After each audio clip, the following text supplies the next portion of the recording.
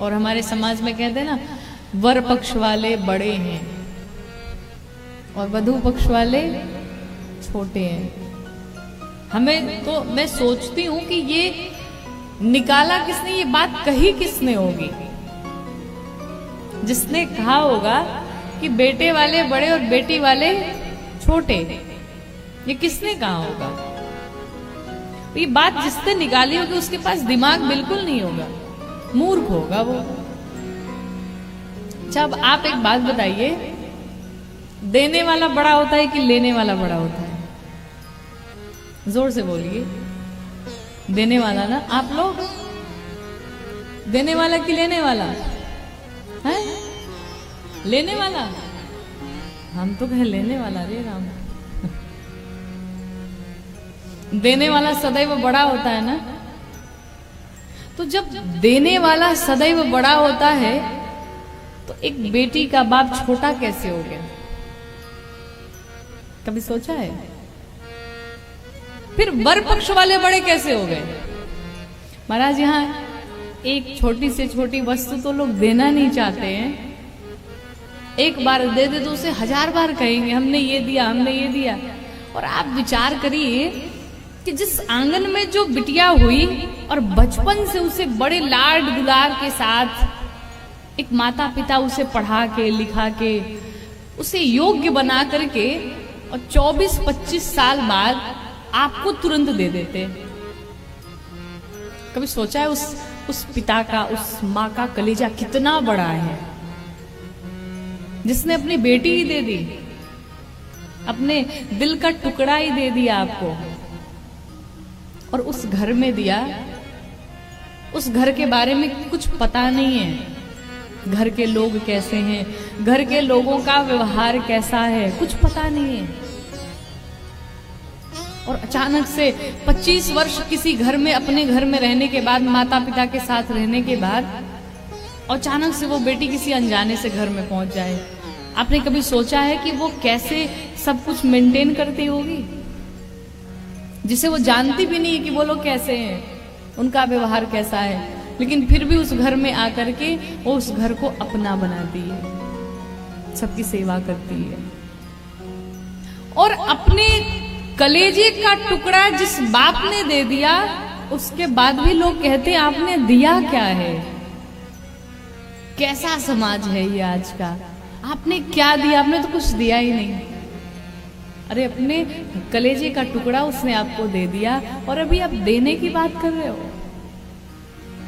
आजकल विवाह नहीं, महाराज बुरा ना मानिएगा, आजकल विवाह नहीं होता, आजकल व्यापार होता है। आजकल बेटे बेचे जाते हैं, बेटी वाले खरीदने जाते हैं। किसी का बेटा, भाई हमारा बेटा 20 लाख का है, हमारा बेटा 20 लाख में बिकेगा। किसी का बेटा 50 लाख का बिकेगा, किसी का बेटा करोड़ों का बिकेगा। देखिए, दहेज लेना ये परंपरा है। दहेज लेना कोई बुरी बात नहीं है, लेना चाहिए। जनक जी ने भी दिया है, राजा हिमांचल जी ने भी मां भवानी को दिया, खूब दहेज दिए, खूब धन संपत्ति दी। लेकिन दहेज लेने का मतलब ये नहीं होता है कि बेटी के पिता का गला दबा करके लिया जाए। नहीं, तुम हमको खेत बेच करके दो लेकिन दो, तुम घर बेच दो लेकिन मुझे दो। और एक बात बताऊं, जो लोग भरपूर दहेज लेके घर में आते हैं ना, फिर वो बहुओं से काम की चेष्टा ना करें कि वो घर में आएगी, बर्तन धुलेगी, काम करेगी, सबकी सेवा करेगी, पांव दबाएगी। नहीं, क्यों? उस बेटी ने भी देखा है कि मेरे पिता ने किस प्रकार से, कितनी मेहनत से, कैसे कैसे करके मेरा विवाह किया। तो क्या वो आपके घर में काम करेगी? नहीं। अब आपको डिसाइड करना है कि आपको हस्बैंड बनना है या सर्वेंट बनना है।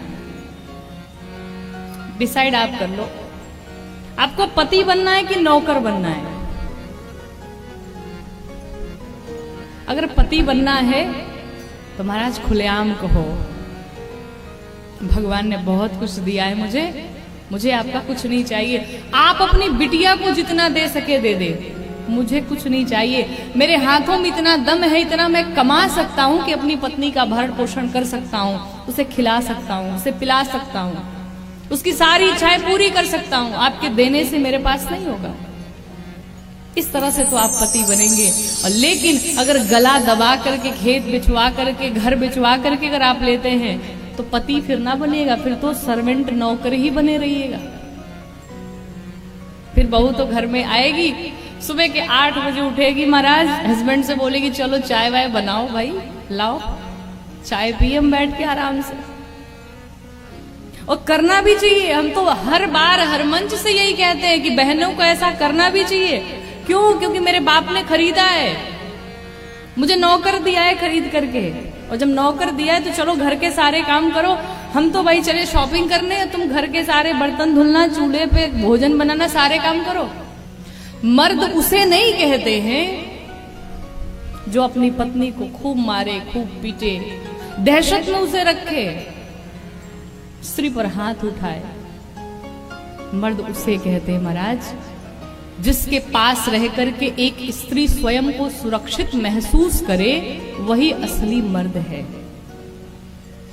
वही असली व्यक्ति है। जिसके पास स्त्रियां स्वयं को सुरक्षित महसूस करें। दहेज लीजिए, लेकिन एक संकल्प लीजिए। और सबकी बात छोड़िए, मैं आजकल के युवाओं से हाथ जोड़ करके निवेदन करूंगी कि आप अपने हाथों पर इतना विश्वास रखिए, अपने कर्म पर इतना विश्वास रखिए कि आपको किसी दहेज की आवश्यकता ना पड़े। दहेज कितने दिन चलेगा? किसी बेटी के बाप ने 10 लाख दे दिया, 20 लाख दे दिया, कितने दिन चलेगा? एक बढ़िया जाओगे, गाड़ी खरीद के लेके आओगे, हो सकता है एक बढ़िया घर बनवा लोगे, इससे ज्यादा क्या करोगे?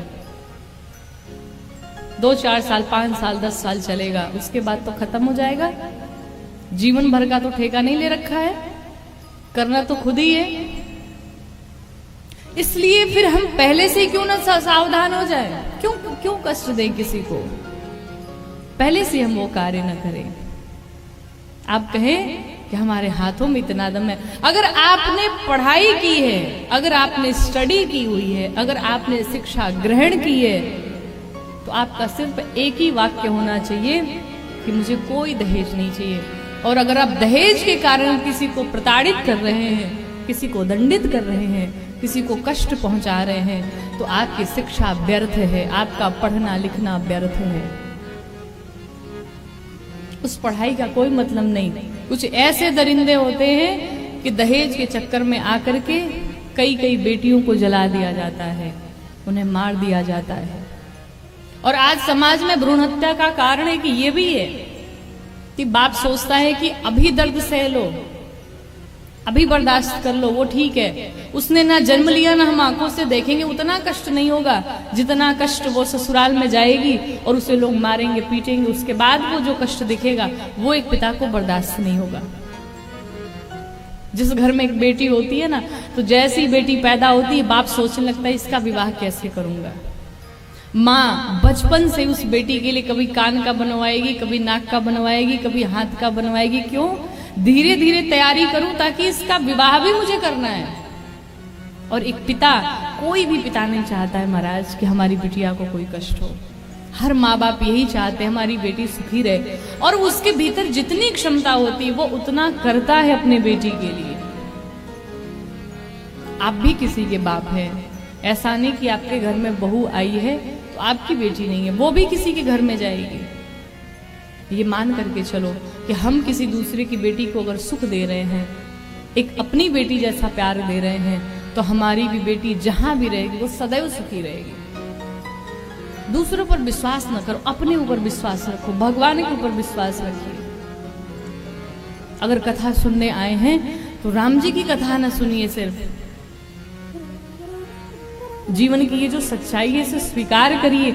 और जीवन से ये जो कृत्य हो रहे हैं समाज में, आए दिन ये सारी चीजें आती रहती है, इसको प्रयास करिए दूर करने का।